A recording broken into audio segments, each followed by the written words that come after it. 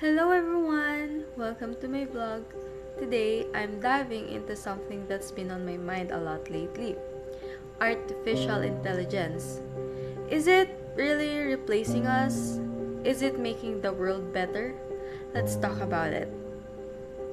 Nare-replace nga ba ng AI ang human works? Paano ba nakakaapekto ang AI sa pagtakbo ng ating ekonomiya? At paano nga ba natutulungan ng AI ang mga tao? Let's find out.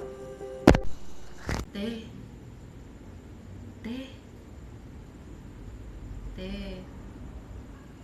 Ano ba? Do you know how to cook adobo? Ano ba? Hindi ba uso sa'yo mag-google? Hello?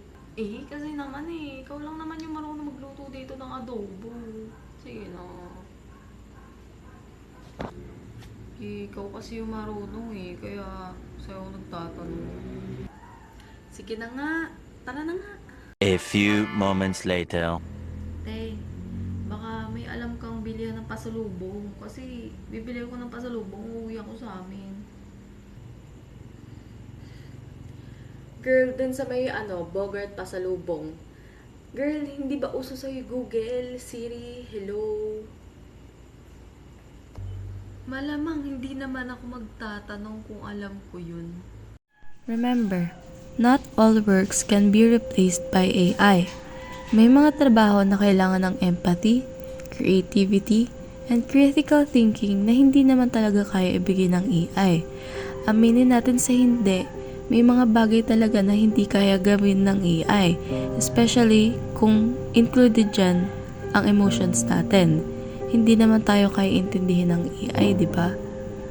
Also, implementing AI needs new roles like AI engineers, data scientists, and AI trainers. So, habang may mga trabahong nawawala, may mga bagong trabaho na lumalabas din. How does AI help improve the world or people's lives? AI helps improve the world and people's lives in so many ways. For example, healthcare. It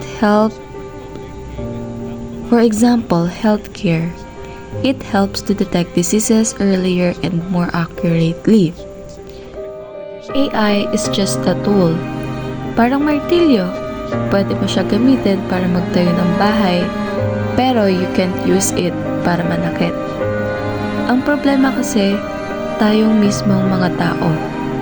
AI is just a tool. AI is neutral. It's neither inherently good nor bad. It's our intentions and actions that determine its impact.